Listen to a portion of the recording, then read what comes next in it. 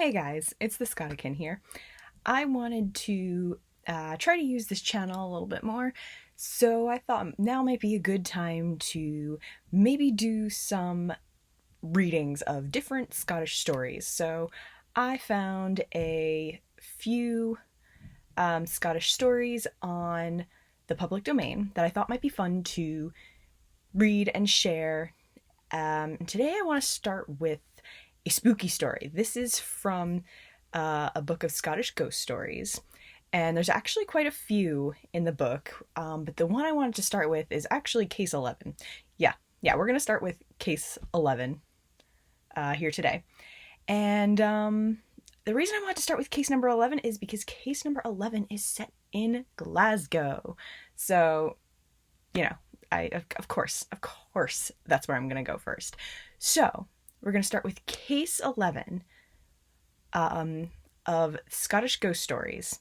And this is called the choking ghost of Blank House near Sandyford Place, Glasgow. And yes, I am reading that correctly. It says -- house in here. So, I guess we're not going to find out exactly where it is in Glasgow because maybe it's too spooky.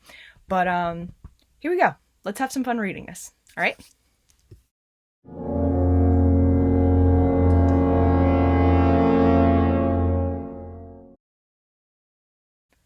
Scottish Ghost Stories. The Choking Ghost of Blank House, near Sandyford Place, Glasgow. The last time I was passing through Glasgow, I put up for the night at a hotel near Sandyford Place, and met there an old theatrical acquaintance named Brown, Helly Brown. Not having seen him since I gave up acting, which is now, alas, a good many years, we had much to discuss. Touring days, lodgings, managers, crowds, and a dozen other subjects, all included in the vulgar term shop. We spent the whole of one evening debating thus in the smoke room, whilst the following evening we went to an entertainment given by that charming reciter and raconteur, Miss Lillian North, who, apart from her talent, which, in my opinion, places her in the first rank of her profession, is the professor of extraordinary personal attractions, not the least remarkable of which are her hands. Indeed, it was my attention being called to the latter that I am indirectly indebted for this story. Miss North has typically psychic hands, exquisitely white and narrow, and her long, tapering fingers and filbert nails, which, by the way, are always trimly manicured, are the most perfect I have ever seen. I was alluding to them on our way back to the hotel after her performance, when Helly Brown interrupted me. "Talking about psychic things, O'Donnell," he said, "do you know that there's a haunted house near where we are staying?" "You don't? Very well then. If I tell you what I know, and you write about it, will you promise not to allude to the house by its right name? If you do, there will be dickens to pay. Simply call it Blank House, near Sandyford Place. You promise?" "Good. Let's take a little stroll before we turn in. I feel I want a breath of fresh air, and I will tell you the experience I once had there. It is exactly 2 years ago, and I was on tour here in the Green Bushes. All the usual theatrical diggings had been snapped up long before I arrived, and not knowing where else to go, I went to number blank, Sandyford Place, which I saw advertised in one of the local papers as a first-class private hotel with very moderate charges. A wild bit of extravagance, eh? But then, one does do foolish things sometimes, and to tell the truth, I wanted a change badly. I had digged for a long time with a fellow called Charlie Grosvenor. Not at all a bad chap, but rather apt to get on one's nerves after a while, and he got on mine. Horribly. Consequently, I was not at all sorry for an excuse to get away from him for a bit, even though I had to pay dearly for it. A private hotel in a neighborhood like that of Sandyford Place is a big order for an ordinary comedian. I forget exactly what the terms were, but I know I pulled a rather long face when I was told. Still, Being, as I say, tired of the usual digs, I determined to try it, and accordingly found myself landed in a nice-sized bedroom on the second floor. The first 3 nights passed, and nothing happened, saving that I had the most diabolical nightmares, a very unusual thing for me.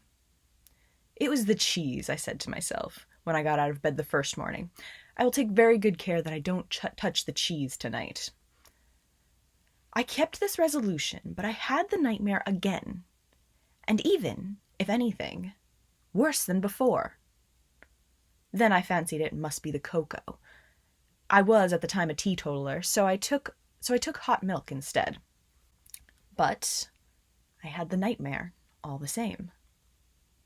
And my dreams terrified me to such an extent that I did not dare get out of bed in the morning, it was then winter, till broad daylight.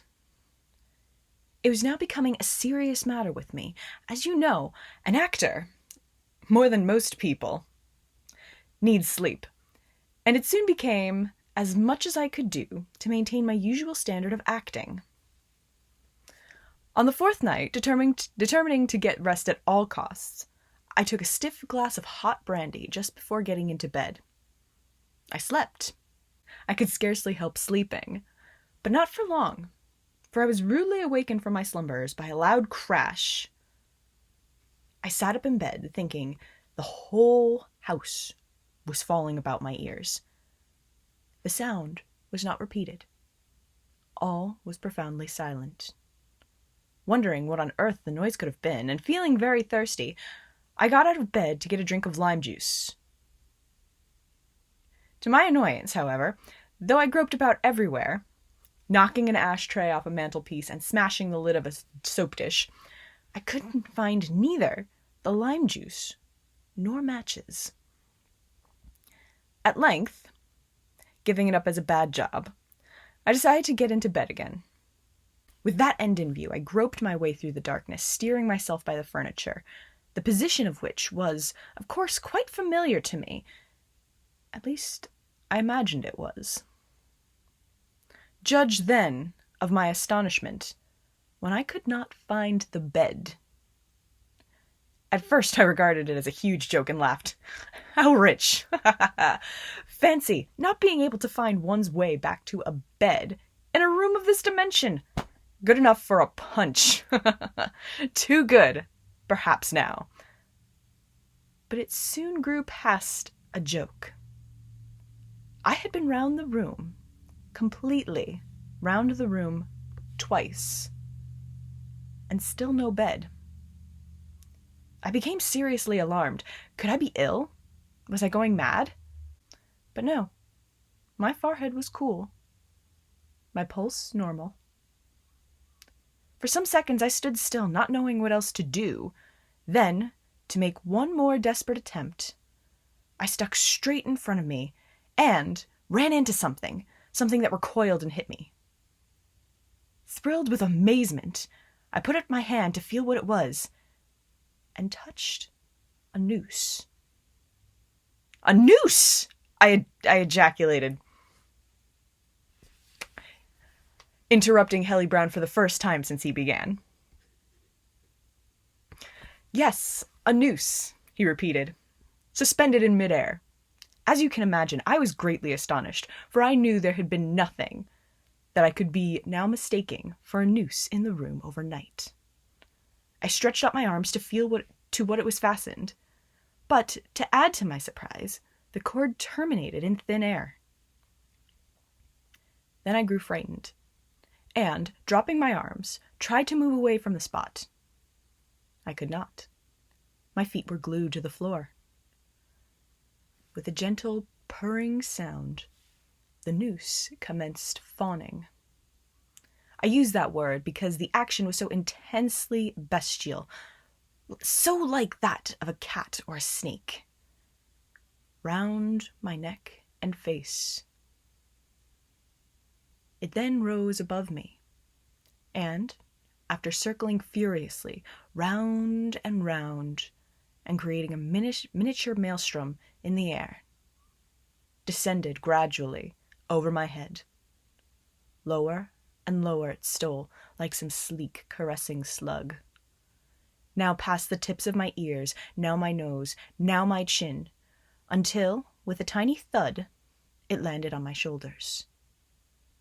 When, with a fierce snap, it suddenly tightened. I endeavored to tear it off, but every time I raised my hands, a strong magnetic force drew them to my side again. I opened my mouth to shriek for help, and an icy current of air froze the breath in my lungs. I was helpless, O'Donnell. Utterly, wholly helpless. Cold, clammy hands tore my feet from the floor, and I was hoisted bodily up, and then let drop. A frightful pain shot through me. 100 wires cut into my throat at once. I gasped, choked, suffocated, and in my mad efforts to find a foothold, kicked out frantically in all directions. But this only resulted in an increase of my torments, since with every plunge the noose grew tauter. My agony at last grew unbearable. I could feel the sides of my raw and palpitating thorax driven into one another, while every attempt to heave up breath from my bursting lungs was rewarded with the most excruciating paroxysms of pain, pain more acute than I thought it possible for any human being to endure. My head became 10 times its natural size. Blood, foaming, boiling blood, poured into it from God knows where, and under its pressure my eyes bulged in their sockets, and the veins in my nose cracked. Terrific thunderings echoed and re-echoed in my ears. My tongue, huge as a mountain, shot against my teeth. The sea of fire raged through my brain, and then blackness. Blackness inconceivable. When I recovered consciousness, O'Donnell, I found myself standing, cold and shivering, but otherwise sound and whole, on the chilly oilcloth. I had now no difficulty in finding my way back to bed, and in about an hour's time succeeded in falling asleep. I slept till late, and, on getting up, tried to persuade myself that the horrible experience was but the result of another nightmare. As you may guess, after all of this, I did not look forward to bedtime, and counted the minutes as they flew by with the utmost regret. Never had I been so sorry when my performance at the theater was over, and the lights of my hotel once again hove into sight. I entered my bedroom in fear and trembling, and was so apprehensive lest I should be again compelled to undergo the sensations of hanging, that I decided to keep a light burning all night, and for that reason had bought 1/2 pound of wax candles. At last I grew so sleepy that I could keep awake no longer, and, placing a candlestick on the chair beside the bed, I scrambled between the sheets. Without as much as a sip of spirits, I slept like a top. When I awoke, the room was in pitch blackness. A curious smell at once attracted my notice. I thought, at first, it might be but the passing illusion of a dream. But no. I sniffed again. It was there, close to me, under my nose. Under my very nose. The strong, pungent odor of drugs. But not being a professor of smells, nor even a humble student of physics, I was consequently unable to diagnose it, and could only arrive at the general conclusion that it was a smell that brought with it the very recollections of a chemist's shop and of my old school laboratory. Wondering whence it originated, I thrust my face forward with the intention of trying to locate it, when, to my horror, my lips touched against something cold and flabby. In an agony of fear, I reeled away from it, and, the bed being narrow, I slipped over the edge and bumped onto the floor.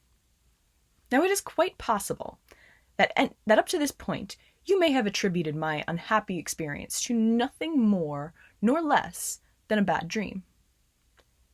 But your dream theory can no longer hold good, for, On coming in such sudden contact with the floor, I gave my funny bone a knock, which, I can assure you, made me thoroughly awake. And the first thing I noticed on recovering my scattered senses was the smell. I sat up and saw, to my terror, my bed was occupied. But occupied in the most alarming manner. On the middle of the pillow was a face. The face of... I looked closer. I would have given every penny I possessed not to have done so, but I could not help myself. I looked closer, and it was the face of my brother. My brother Ralph. You may recollect my mentioning him to you, for he was the only one of us who was at that time making money, whom I believed to be in New York. He had always been rather sallow, but apart from the fact that he now looked very yellow, his appearance was quite natural. Indeed, as I gazed at him, I grew so convinced that it was he that I cried out, "Ralph!" The moment I did so, there was a ghastly change. His eyelids opened, and his eyes I recognized at once, protruded to such a degree that they almost rolled out. His mouth flew open, his tongue swelled, his whole countenance became convulsed with the most unparalleled, and for that reason indescribable, expression of agony, whilst the yellowness of his complexion deepened to a livid, lurid black that was so inconceivably repellent and hellish that I sprang away from the bed, appalled. There was a gasping, rasping noise, and a voice that, despite its unnatural hollowness, I identified as that of Ralph, broke forth. "I have been wanting to speak to you for ages, but something I cannot explain has always prevented me. I have been dead a month. Not cancer, but Dolly. Poison. Goodbye, Helly. I shall rest in peace now." The voice stopped. There was a rush of cold air, laden with the scent of the drug, and tainted, faintly tainted, with the nauseating smell of the grave. And the face on the pillow vanished. How I got through the remainder of the night, I cannot say. I dare not think. I dare only remember that I did not sleep. I was devoted to Ralph, and the thought that he had perished in the miserable manner suggested by the apparition completely prostrated me. In the morning I received a black-edged letter from my mother, stating that she had just heard from Dolly, my brother's wife, saying Ralph had died from cancer in the throat. Dolly added in a postscript that her dearly beloved Ralph had been very good to her and left her well provided for. Of course we might have had the body exhumed, but we were poor, and Ralph's widow was rich. And in America, you know, everything goes in favor of the dollars. Hence, we were obligated to let the matter drop, sincerely trusting Dolly would never take it into her head to visit us. She never did. My mother died last year. I felt her death terribly, O'Donnell. And as I no longer have any fixed abode, but am always touring the British provinces, there is not much fear of Ralph's murderess and I meeting.